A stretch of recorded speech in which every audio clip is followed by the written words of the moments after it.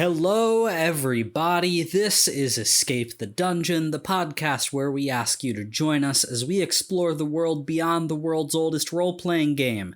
My name is Mike Cripps, and I will be your host and game master, and I am joined by three stellar players. Zach Brass. That's me. Dom Brass. I love the energy. And Nate Brass. Beep, boop. I am a robot. Hello, Internet. It's me. Each season, we will be playing a different tabletop role-playing game. This season, we are playing Scum and Villainy, a Forged in the Dark game, published by Evil Hat Productions. Which of the Brass brothers would like to challenge me on whether I read the entire intro this week? I'd like to give it a go this time, actually. You know, I haven't done it yet because as one of the people editing these, I've noticed that you do the entire intro every time. But I want to question that. When you think about it, so we heard you say it, but did the audience? And if they haven't heard you say it, we don't know for sure if you said it yet. That's interesting. So let me throw this hypothetical at you, Dom. If they're not hearing me read that same intro at the start of every single episode, then what are they hearing? Well, it could be a myriad of things, right? But basically, whatever the popular decision as to what they're hearing, that's what they're hearing. and we can't question. When it's 100 people, right? Or even 10 guys, it could be 10 people. And that's what they heard. It's like, maybe we're crazy. So you really got to, consider, because we don't know if we're crazy or not yet. We haven't seen the comments. I appreciate you bringing this level of nonsense into the start of the episode, Dom, because it actually does lead well into what I wanted to talk to you guys about before we start our game. And that's, do you guys have something that, intellectually, factually, is false, but in your heart of hearts, you believe is true? Like, is there a one-man conspiracy that you are, carrying in the darkness like a torch with you? The earth is flat, okay? No arguments, the earth is flat. I've seen pictures, damn it. Oh, man, you ask us these deep questions. I'm sure there is something. But, I'm not sure, because I don't always research these things. Let me give you my example, maybe to kick us off, and you guys can see where my head is at on this question. But yesterday I had a dentist appointment, and my one-man conspiracy theory that I kind of believe is true, even though I know it's not, internet, okay? I know it's not true, but I kind of think it is. Cavities aren't real. Cavities are a fabrication made by the dentists to get us to pay them hundreds of dollars to do nothing to our teeth. I'm not discounting, your biannual cleanings, but cavities I don't think are real. I think there's a reason that only children get them. And that's because they're foolish enough to believe their dentist when they're like, "Oh, you got a hole from eating too much sugar." No, they don't. It's not real. It doesn't exist. What happened? Did you get a cavity? I mean, my dentist would have you believe that, but no. Well, why don't you believe them? Look, I've seen the X-rays, okay?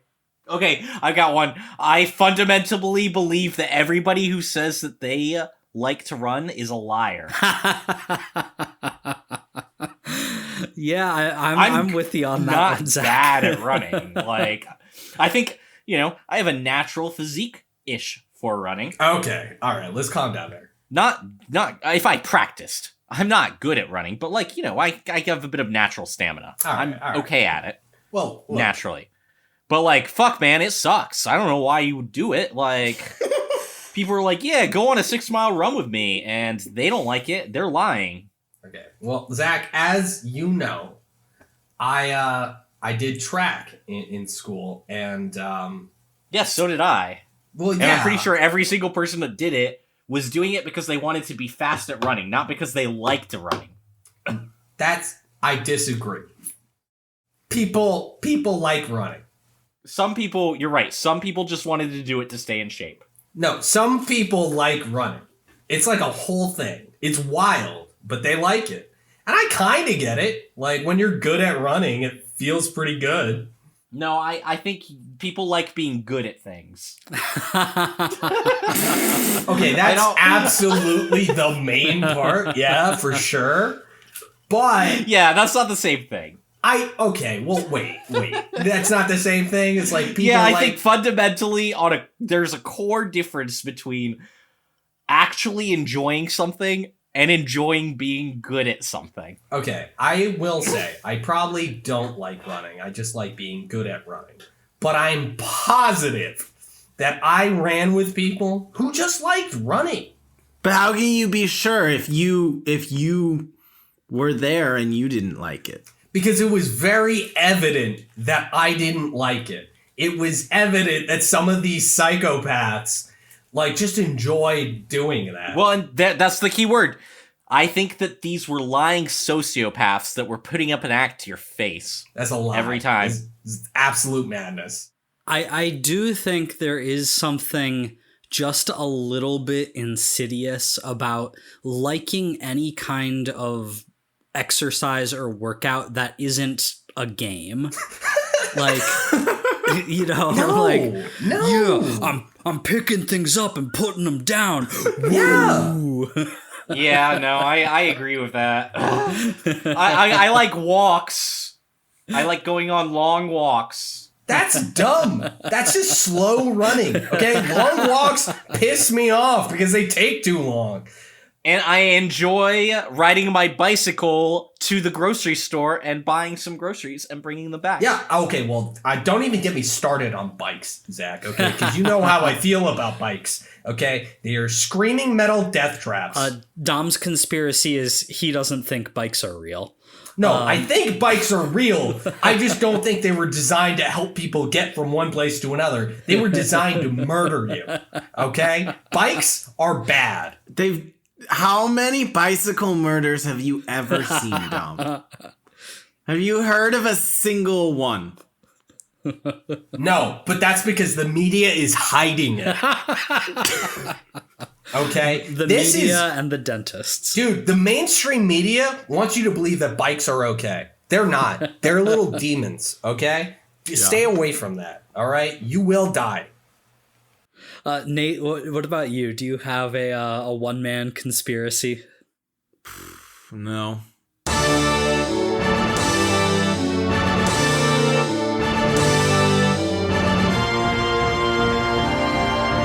Welcome to the Procyon Sector. The challenge has been made between our heroes and Razor. Whoever can capture a quarry before the other will be declared the superior hunter.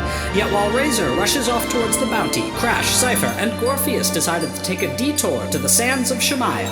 There, they meet the mysterious Lasaya and the surly Yor, and partake in a ritual to connect to an artifact of the way, hidden on an icy planet in the next system. Our crew and their new allies begin their journey to seek it out, but not without engines and pirate troubles along the way. Will our plucky protagonists make it out of this pickle in one piece, or is this the permanent end of the Phoenix 13? Damn, that alliteration. Let's go. I love me some alliteration. I want to begin with a slight acknowledgement that I am breaking the rules here, but I'm doing it because I think it's fun and I want to. Mike, I want you to know that that's my philosophy in all of these games, and rule lawyers, they can suck it. You know, Mike, it pisses me off that you would break the rules like this. This fucking guy. And specifically what I mean by that is when we rolled for your entanglement during your downtime, based off of your wanted level, if you guys recall that. The entanglement that you got was that you were going to have some kind of ship failure. Clearly that has happened. I decided it would be fun to throw this pirate situation on top of that, even though that would kind of be like its own other entanglement, but So you're saying we all get a free level up in return? Let's go. Pirates. Gorpheus and Crash, you are on the outside of the ship in your spacesuits, trying to do some repairs to the engines because the ship has totally stalled. The Phoenix 13 is lying dormant in the void of space. You can see two ships making their way in your direction, and as you sort of zoom and enhance with the optics on your helmets, you can spot some like skull and crossbone designs painted on the ship. Clearly the ships of pirates.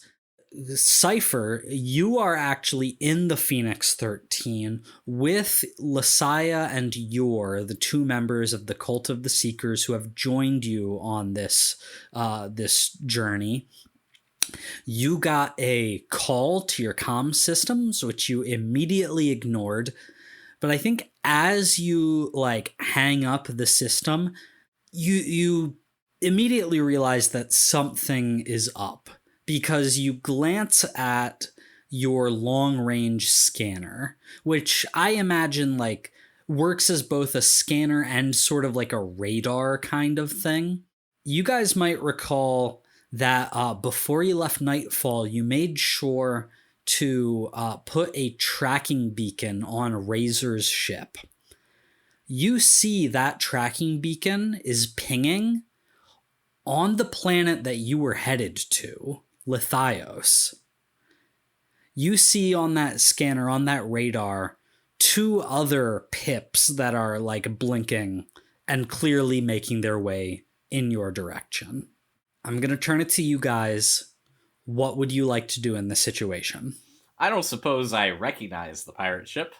Now why would you ask that, Zach? Well, Crashes dabbled around, joined some various crews and everything before, gaining his experience before he, took on his own ship and crew.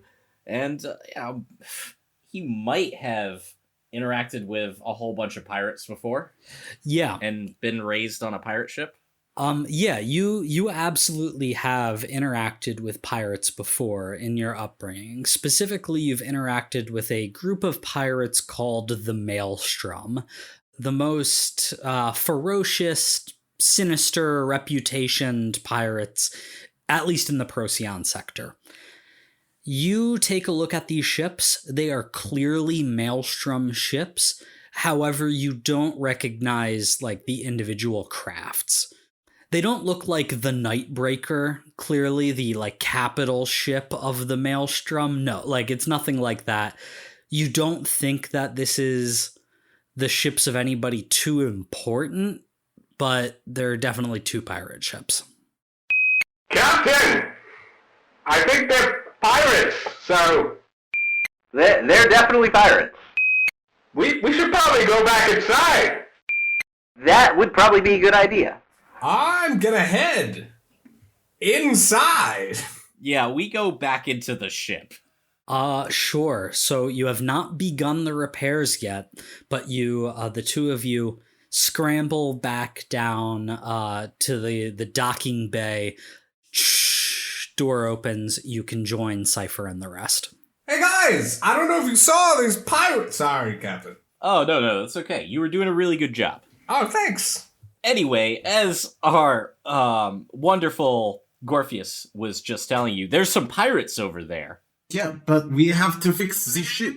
Have you ever seen what pirates like to do to people standing on ships? I assume they would try to abduct you, and because you guys are much more powerful than them, they would be defeated. I don't want to stand on the ship. What did you think would happen? Well, of course, we may be more powerful than 5 or even 10 of them, but there are at least 30 men on on those 2 ships. Yeah, there's 2 ships, Cypher. And plus, I'm just gonna say it, spaceship beats a guy every time. Why would they blast you? What would they get? I would blast me. I'm very dangerous, as Captain Crash was just saying. Yes, they might blast Gorpheus because of obviously his clear danger and his terrifying visage. They would probably kidnap you and me. Did you just call me ugly? No. I love you and every single thing about you. But to some of those weirdos in space, your tentacles, they can come across as worldly conqueror, especially with the robe, you know? But you were in your spacesuits. They couldn't see his face. He was just another alien man. They don't know what kind of freakish alien man. No offense. Okay, I don't love that word. I said no offense, Gorpheus. I think canonically, by the way, I wasn't wearing a spacesuit. I just had a fishbowl on my head. Correct. That's right. I forgot about that. But it doesn't matter. The point is, there's a bunch of pirates out there. Now, there's a tiny chance I might know one of them. Wait, Captain, you hang out with pirates? Well, I hung out with pirates. Obviously, you guys aren't pirates, and you're pretty much the only people I hang out with now. Oh, yay, that means we're cool, Cypher. Of course we're cool. You're talking to the greatest pilot in the galaxy. Oh, come on. We're the coolest crew around. I mean, you could have fooled me. Honestly, I don't even think it's close. Oh, yeah, totally. So, about the pirates. I don't know how bad this damage is, but I don't know that we can fix it. How far away are they? On their current trajectory, you think it's, a matter of minutes. Well, yeah, so I don't know. I mean, I might be awesome and everything, but I don't think I can fix a space engine in a matter of minutes. Oh, yeah, no, Captain, I've seen you work on an engine before. You could not do that. Alright, so I guess I'll go outside and work on the engine. Well, honestly, it didn't even make sense to me why we're not sending the guy who's completely unaffected by space. Captain, can I just say, Captain? I think we should establish communication with these guys. See if we can talk it over. Well, did they try and contact us? Yeah, but I told them we were busy. What did you tell them? Wait, yeah, what did you say? I don't entirely remember. Something about fuck you or something like that, you know? Oh, okay, that's good. So, Captain, they hate us and want to kill us. Yeah, maybe we should try contacting them. If you want to look weak, I guess we could try calling them back. Well, we could threaten them. With our spaceships that's not working? That's why I wanted you guys to continue working. No, wait, that's a bad idea. I was going to talk it out. You guys didn't give me the chance. What? No, Cypher, you told them to go fuck themselves. Well, because I wanted you guys to get onto your work and then I would talk to them. It was part of my plan. Oh, I'm sorry. Let them talk after. We'll fix the ship outside after you told them to go fuck themselves. Yes. Okay, just so we're on the same page. I'm gonna hit the redial button. Your comm system starts to ping. There is an answer on the other end after a couple seconds. You hear a woman's voice. This is Captain Reyna of the Dusk Knife. It's interesting you call us back after denying our call the first time. Oh, well, this is Captain Crash Jordan. You've probably heard of me. I'm sorry, that was my that was my assistant robot. He made a mistake. I left him in charge of comms. Won't do that again. I'm the pilot, bro. Don't call me your assistant. That's not cool. Yeah, that's really not cool, Captain Crash. Like, you gotta, be proud of your squad. What, you're trying to be impressive in front of pirates now? What? Just because yeah, right? Come on. We're a team. This is bad for morale. Sorry. We couldn't help but notice that you're a little adrift right now, Captain Jordan. Yeah, you could call me Captain Crash. yes, we've seemed to have run into a few problems. But we've got it taken care of, honestly. You don't really need to worry. I would worry if I were you, Captain Jordan. This system can be a little unkind to the people it catches unaware. It's a dangerous place to be stalled out. We could aid you with your trouble if you'd like. It would just cost you a moderate service fee. Oh, well, we're actually friends of your organization, and, well, I don't know if the Pirate Queen would appreciate you threatening one of her consorts. Nice. One of her consorts. Is that the case? Well, I don't know if she would put it like that, but there's definitely... Well, it's complicated, but she'd still probably be kind of mad. Unfortunately for you, I don't serve the Pirate Queen. I report to Captain Thorn. I assure you it's in your best interest if you deal with us and not Captain Thorn. Yeah, I would let you know, Crash, that you definitely know Yorgar Thorn. Thorn is like a nickname by his reputation, where he is quiet, calculating, and deadly. What kind of assistance fee are we talking? Oh, that's a simple matter. I think it's only fair if we help you with your engine troubles that... Let's call it 5 creds. Shit. All right, are you guys ready to go outside and help me fix this ship, or? Are we gonna have to storm a bunch of pirates, guys? I don't know, man. That's gonna be tough. Obviously, we've always known that. All right. I guess that's what we're gonna have to do because we definitely can't afford that. I put her on mute during that whole conversation. Real quick, I just hit the mute button.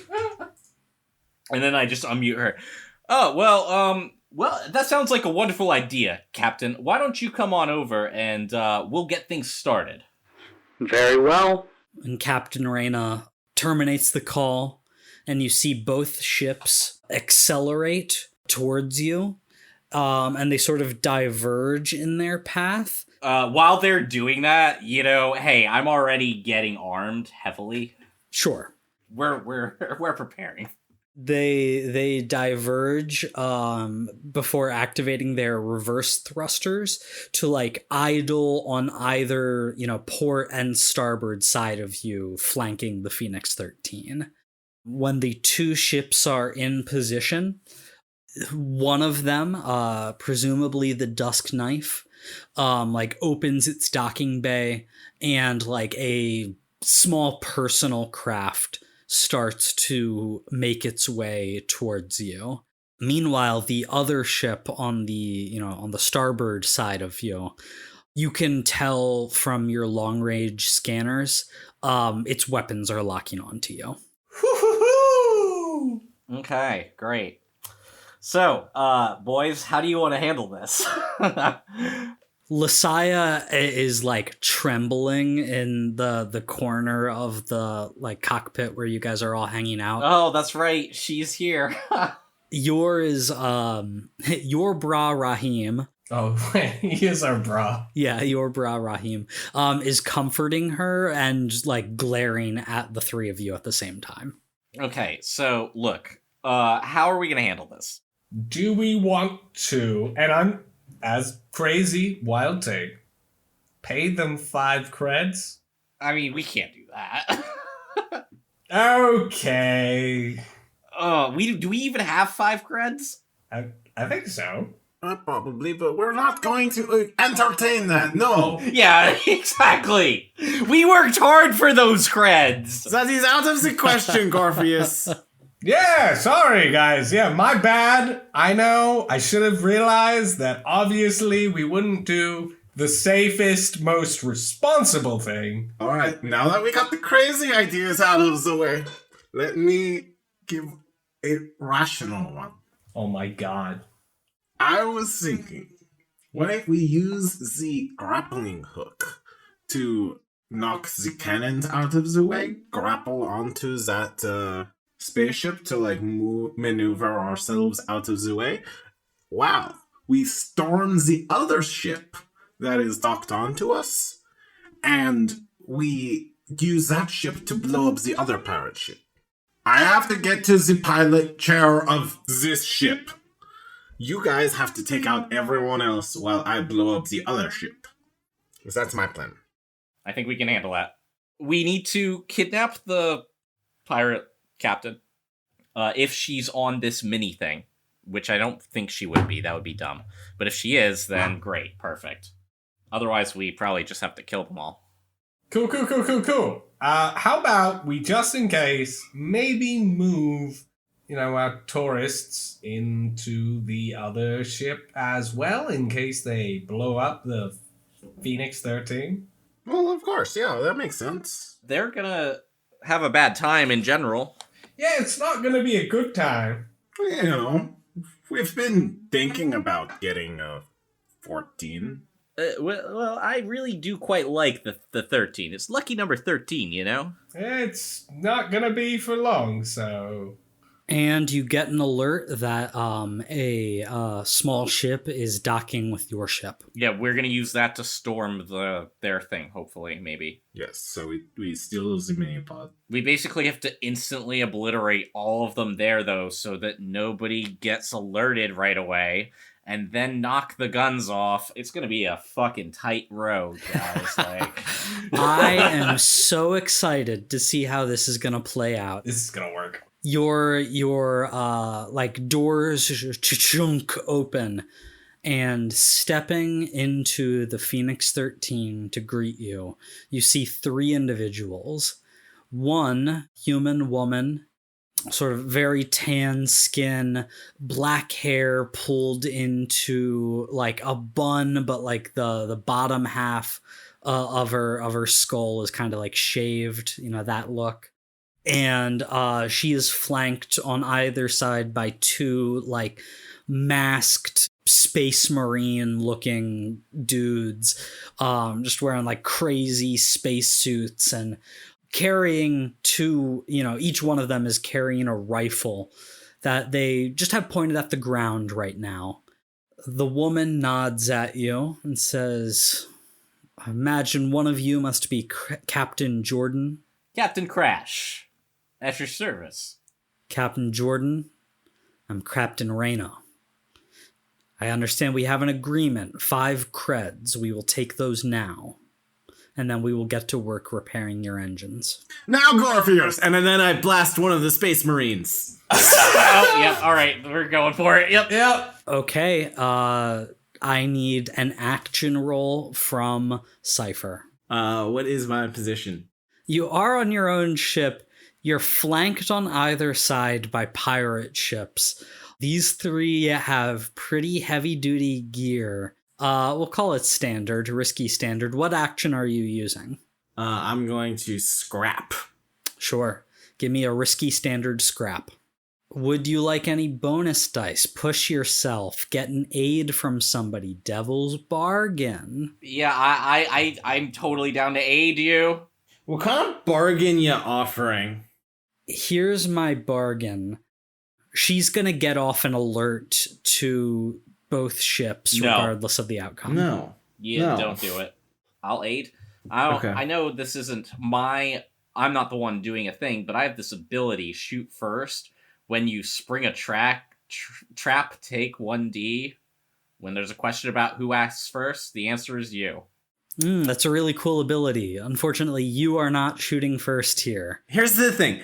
I was just, saying, now shoot, because we had all agreed to do it. So, you said instead you of were assisting shooting. an ally... No. Zach were to lead a putting group my foot action. down. He's putting his foot down, I am boys. putting my foot down. Bullshit. I am putting my foot down. You established in the fiction that you were shooting. Yes, because we had all agreed we're all shooting. That's what now Gorfius means. Is Gorfius not also shooting? Am I doing it alone? Did you guys back out of the plan? No, when you're saying that, Gorfius is going for it. But I think you have shot. I think that if there's a question of who acts first and we're springing a trap, then I should be able to roll. Okay, so here's what I'll say then. It sounds like this is a group action, and how that works is each PC who's involved is gonna make an action roll using the same action. Sounds like we've settled on scrap, and you are going to count the single best result as the overall effort for everyone who rolled. However, whoever is leading the group action takes 1 stress for each PC that rolls a 1 to 3 as their best result. Does that sound fair?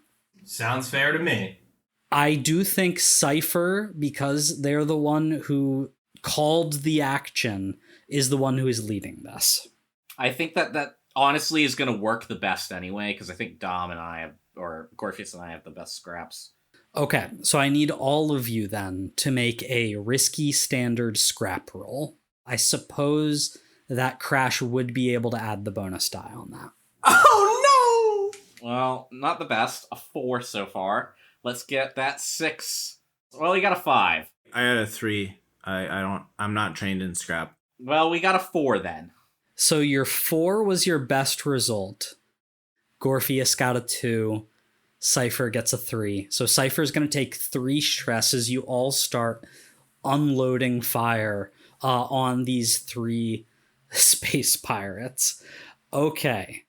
A 4 on a risky action means you do it, but there's a consequence. You suffer harm, a complication occurs, you have reduced effect, or you end up in a desperate position. I think this is a pretty easy call. You end up in a desperate position. I agree. You quickly open up fire between the 3 of you. You get like both of the 2 goons and you're able to like blast them with your lasers. They fall to the ground. Captain Reyna sort of ducks out of the way and rolls and takes cover behind like a console that is, in the middle of the ship, like your navigation console. Arms her space rifle, leans out of cover and starts unloading fire, sort of just in a spray against all of you. Nobody takes any hits. You're in a desperate position, and you see that she's going for what is clearly like a comm device that is like on the side of her spacesuit. I'm gonna take my sword and launch it at her and explode it when it reaches her. Interesting. That will definitely take an action roll. What skill would you like to use for that? I am going to use my psychomagnetic powers. And I'm going to use a attune roll. Okay, this is going to be a desperate attune roll. So mark XP for, I want to say resolve. Yes. We'll call it a standard position. I rolled a 6. You roll a 6, which means on a desperate roll, you do it. No complication. The crystal sword flies through the air.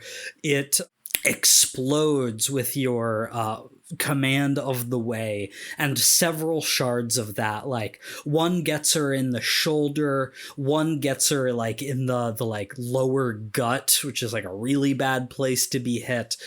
She starts like coughing up some blood as she slouches over to the ground, still alive, but has one hand on the rifle. She has dropped the communications device that she was reaching for. You still got to stop her from grabbing that, stop her from making the call to the ships. Cypher or Crash, what are you gonna do?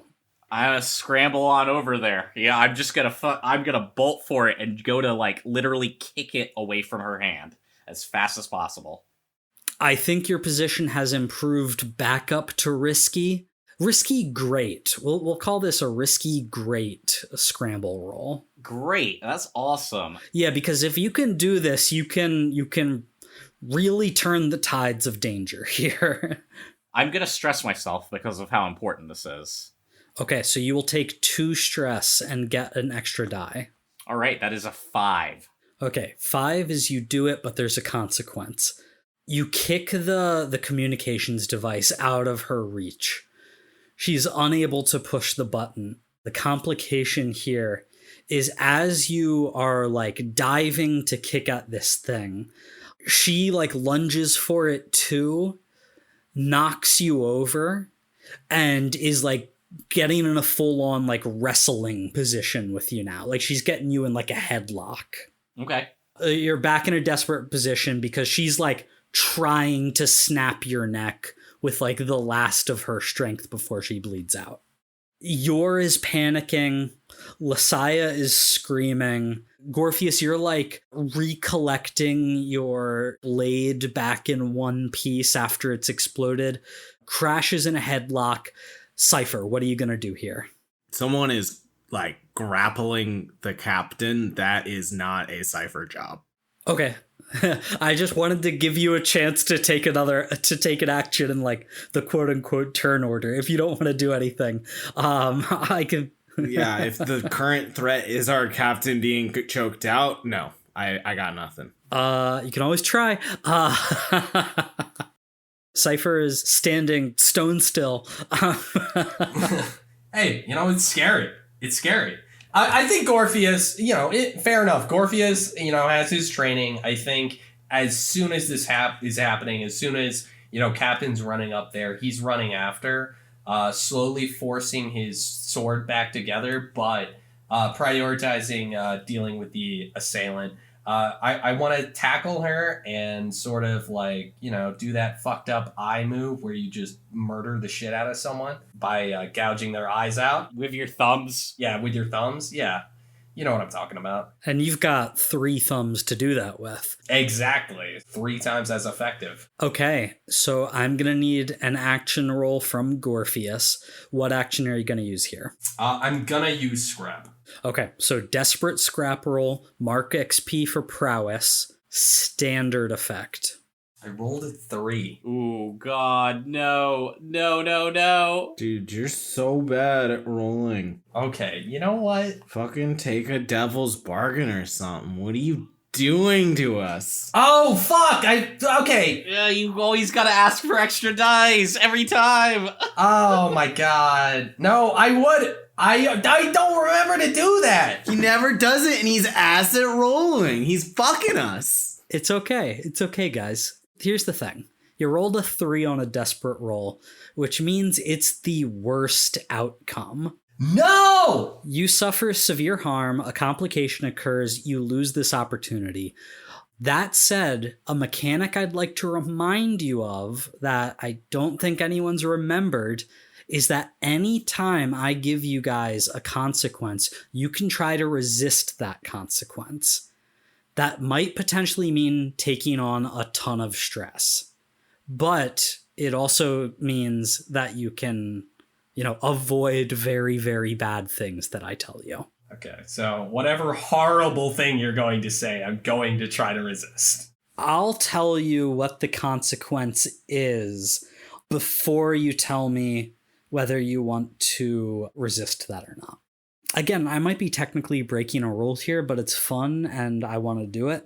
I am going to say that in this grapple that she has Captain Crash in, she's going to twist his body in such a way that she dislocates his arm, which I will call a level 2 harm on Captain Crash. She is starting to scramble for that comms device again. Okay, so I don't like her scrambling for the comms device, but honestly, his arm getting fucked up, honestly, I don't think it's a big deal. Dude, harms are so rough. I know. This guy blew up my arm, I remember. That's why I have 1,000 stress right now because of arms. I'm trying to fix that shit. Okay, I will try to resist. Okay, so how this works is you're going to roll one of your 3 resistance attributes. In this case, that is going to be prowess. You are going to take 6 stress minus the highest die result from your resistance roll. Okay, let's go. Let's fucking go. Can I get a devil's bargain or anything? I don't think you can take those on resistance rolls. I think those are just action rolls. You know what? I gotta ask, because otherwise I'll never fucking remember. All right, doing it. Roll the 5. A 5. So you will take 1 stress. huge, okay? And that can reduce the severity of a consequence. I think what happens here is she doesn't fully dislocate Crash's arm before you like knock her out of the way. She just kind of like tweaks his shoulder. So Crash, you're going to suffer level 1 harm, tweaked shoulder. Just mark that on your character sheet. And you are able to like knock her over before she can lunge for the communications device. Okay. Yeah, I mean, I'm going to try to grapple her. You did just roll really poorly on a scrap check. So I'm going to say you're not in a great position to like grab her immediately after this happens. Instead, I'm going to throw it either to Cypher if he wants to act now or back to Crash. I mean, I'm totally down to just kind of roll over, pull out my like, you know, ornate pistol or something. I can't remember exactly what it is. I'll take a look, but and try and shoot her in that fancy pistol. Yeah, fancy pistol. Did Cypher want to try anything? I guess just shut off her communicator, like just block communications from inside the ship. Yeah, I think that's totally something you can try to do right now. Give me an action roll for that. Position. Well, what skill are you going to use? Hack. Hack, sure, totally makes sense. To like use the systems of the ship to kind of block all communicators out. I think with Crash hurt, you're still in a desperate position right now. So make a desperate hack and mark XP for the attribute that's under. Effect. Potentially great effect here. What would you offer for a devil's bargain? That's a really good question, Nate. How about this? Word is going to get back to the Maelstrom about what's going on here today, even if you guys like make it out of here totally clean. Word is somehow going to get back to the Maelstrom, and you will suffer -1 reputation with them. Yeah, I'm cool with that. Okay. Mechanically, what are the exact effects of a greater effect? Great question. I see what you did there. So specifically what these mean, limited effect means you achieve a partial or weak effect, your impact is diminished in some way. Standard is what we would expect as a normal effect with that action. And great effect means you achieve more than usual. There is going to be some kind of extra effect that manifests. Yeah, I was like hoping greater's like, 5 and 6 get you the thing that's perfect. Yeah, no, it doesn't really affect the dice roll. A 5 is you do it, but there is a consequence.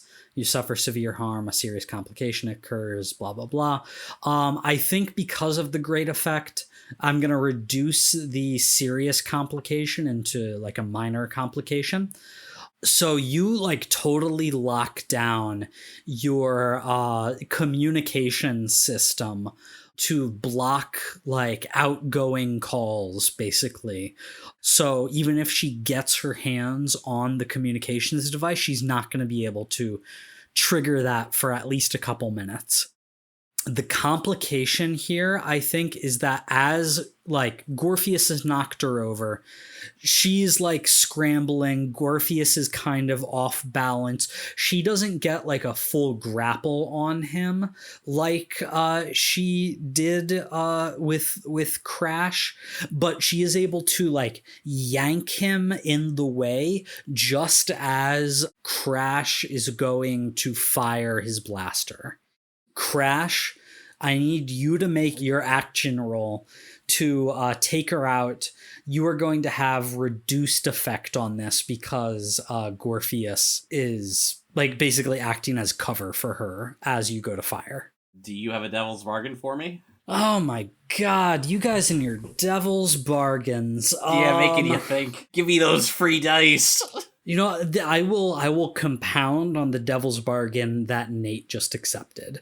So you're already going to lose 1 reputation with the Maelstrom. My devil's bargain for you is that word of this is going to go directly to that Captain Thorn, and I'm going to like add him as like an active enemy for you guys. Yeah, all right, do it. Yeah, that sounds fun. Cool. So you get your bonus die. Always take the devil's bargain. Oh, 4. I think that's the same as a 5 anyway, right? It is, yes. You do it, but there's a consequence. I think you... I mean, I'm so fond of friendly fire with you guys. I think you graze the side of, like, Gorpheus's head, basically. Oh my god, I feel so bad. I keep on hurting Gorpheus. I know, this is so messed up. It doesn't really hurt, but I don't know that you have necessarily ears as, like, your weird squid man exoskeleton. Yeah, absolutely not. But I think, like, the impact is enough that, like, you just get kind of dazed and you've got, like, vertigo, basically. So we'll call that level 1 harm for you, vertigo. And that will be just like a temporary harm. I think actually both of your harms will be temporary harms, and we'll get into that later. Yeah, Gorpheus, you're going to have like vertigo for a little bit, but I think that's going to be enough. And Captain Crash, you are able to take out Captain Reyna with a headshot with your heavy laser pistol, and she falls to the ground. You guys have stun weapons. Would you have been using them, or are you using your like lethal weapons? Those guys' armor was really thick and intimidating looking. Yeah, I mean, I used a friggin' crystal sword, so... Yeah, he literally impaled her with crystal spikes. That's true. Yeah, she's bleeding out anyway, so... No, yeah, we were not considering keeping them alive, especially after they started trying to really kill us. Yeah, I mean, I thought about it, but when Cypher shot, I'm like, okay, it's Frida. This is murder time, isn't it? Okay. This was murder time. So Captain Reyna slumps to the ground dead. We're going to call this episode Murder Time. Nice. All 3 of them have been incapacitated. But the 2 ships are still flanking you. No message has gone out. It doesn't seem like they have been made aware just yet of what has happened here. What do you guys do? Cypher, you need to aim that thing, shoot the thing out of the way with our grappling hook. We're going to board the ship, the one that's not locked onto us, the one that they just came from. Take out everybody in there as quickly as humanly possible before they can tell them to blow up our ship, because if they blow up our ship, we're gonna have to steal one of their ships, and I like our ship better. Actually, I think their ship's nicer. Yeah, well, I like the Phoenix 13 team. Oh yeah, that's true. Oh my god, I didn't even think about the grander implications. You guys, I put up with a lot of your Looney Tunes logic in this game, and that's fine. It's fun. We're all having fun. But I really do want to talk through the logic of this plan. So, we have a grappling hook. Right. We shoot it at this ship that is aimed at us. That has its weapons locked onto you. Yes, we use the grapple to knock it out of the way and grapple on at the same time. Then, you can use our grappling hook to, like, pull ourselves to them. Yes. Oh my god. Okay. In an awkward fashion that is hard for them to track. And shoot. Because also, if they shoot us when we're literally attached to them, it's gonna... Once we're there, they can't shoot anymore. Now we get on board. I don't know if Mike is getting lost at the same place I am. The grappling part, I love it. It sounds fucking wild. What else is a grappling hook for on a ship than to pull ships? Let me just be frank about the factors that I am considering here. Okay, there are 2 ships, both of which are like fully armed pirate ships. Only one happens to have its weapons currently locked on you. Okay, Yes. that's fair. It is going to take you, I would think, more time to infiltrate and disable one of these ships than it would take for the other ship to, like, recover from being grappled.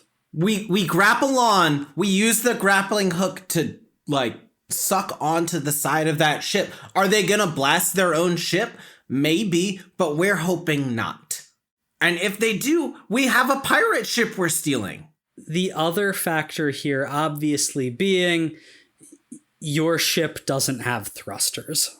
That's what the grappling hook is for. We're not using the thrusters. We're pulling in the grappling hook. This is space. There's no weight. We just need to use the propelling of actually retracting the grappling hook to move towards the bigger ship. He says, fully knowing exactly how this would work. Which is assumedly very strong because it is used to grab onto ships that do have thrusters.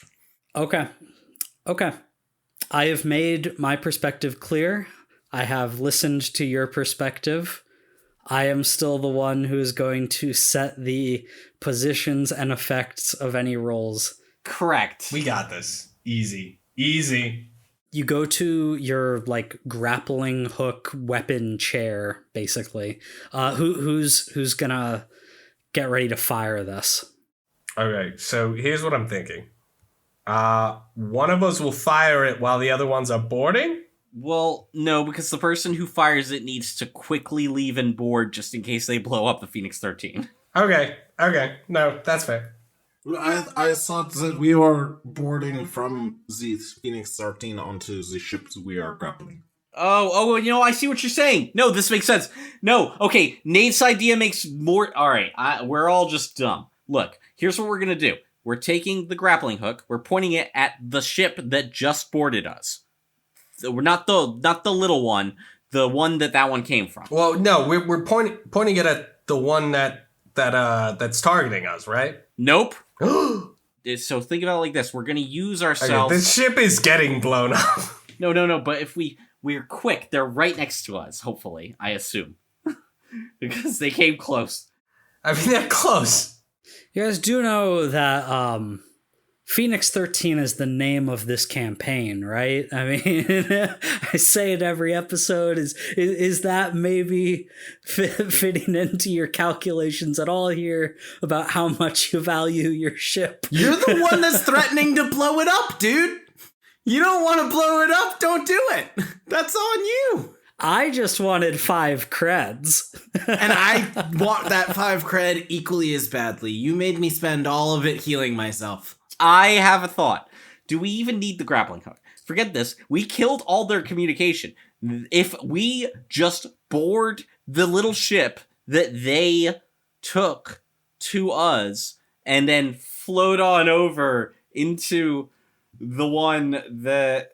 Well, either. It doesn't matter which ship we take, really. They're not gonna notice, right? They won't know that it's us until we get out of the ship and start blasting. That's what I'm thinking. Okay. Yeah, I mean, that's what I'm thinking. I think it's... Because the problem is we alert them immediately as soon as we use the grappling gun. It's okay, now they're attacking us. Yes. See, my thought was we use the grappling gun because, one, how often does grappling gun actually come up when using this ship? And 2, it would mitigate, limit the amount of fire the Phoenix 13 receives being attached to one of their ships real close. But Mike seems against that idea as limiting the amount of damage we take. So sure, let's just abandon ship. Let's go for it. I think we go with the slightly more sneaky route of hey, we're just coming back. Not a big deal. Oh, no one knows. Should Gorpheus and I put on the armor? Oh, yeah. Gorpheus and Captain Crash absolutely put on the Space Marine armor. Yeah, we quickly dress up as stormtroopers. And I'm going to load an image of their captain onto my face. Up till now, I think I've been comfortable just, keeping this at free play level of gameplay. But I think this is getting complex enough that I'm going to start calling this a job. Ooh. Yep. I think that sounds great. Let's go. As you plan to infiltrate this ship, trying to take it out, trying to steal it, I don't quite know what your plan is here. At the very least, trying to survive. Let's get an engagement roll. Let's fucking go. How that is going to work, just like it has before, is we are going to start with just 1 die for sheer luck. You get an additional die for every major advantage. You lose a die for every major disadvantage. You guys have a special ability for like deception jobs, right? I believe this is going to be an infiltration. Yeah, I mean, definitely. Yeah, we do. When you use deception, infiltration, or social plan to execute, add 1d to the engagement roll. It's to execute a kidnapping, I have to add. This is a kidnapping of a ship. It's a ship kidnapping. I think it counts enough that I will give you your bonus die on that. I'll give you a second bonus die because you've already taken out the captain of this ship, the captain of the Dusk Knife. But I will give you a major disadvantage -1 for the fact that there is another fully armed pirate ship with its weapons locked on the Phoenix 13. That will bring you up to 2 dice. I think that sounds fair. Does anybody have anything else they want to address? I don't remember what we get bonus dice for, but I think this is a crazy plan. I think this is crazy enough that we should get a bonus dice. Because it's especially bold. It is very bold. That matches our thing. Our thing was that we're bold and crazy. I can't deny that. Yeah, I'll give you another bonus die. Yeah, let's go. So that'll bring you up to 3. Nate, this was your plan from the beginning. I'd like you to roll that 3d6 for the engagement roll. That is a 6. Look at that. A 6 is a good result. You're going to start the action in a controlled position as you take the escape pod vehicle that is currently docked with the Phoenix 13. You get in your disguises. Lysia and Yor, I assume, are not coming with you. I assume they are because the Phoenix 13 might get blown up. Yeah, the Phoenix 13 still might get blown up, so we do want them to come with us. Sure, we want them to cower in the back of the little pod we're taking for most of this. But you guys can stay if you want, but they might blow up our ship, so I recommend you come along. Yeah, and canonically, this is our 13th ship, so... And that doesn't count the ships that weren't called Phoenix. Oh yes, there was the Weasel. Yeah, the Weasel. Remember that one? We did the Weasel too. Never went back. I hated that ship. Lysia and Yor look at each other. Lysia steals her nerves and nods at Yor before she steps forward to join you. Yor is like, what are you doing? If you fools get her hurt, I'll kill you myself. And Yor steps forward into the pod with you as well. The pod detaches from the Phoenix 13, flies over to the Dusk Knife. The hangar bay opens, and you fly right in. You step out, and you see a ship full of pirates who glance at you and then go about their business. It seems that you are safe for now, and I really didn't think this was going to be a multi-episode thing. But we will pick up with the impromptu job of the Dusk Knife next time on Escape the Dungeon. Thank you for listening, everybody. Knife. See, it rolls off the tongue too.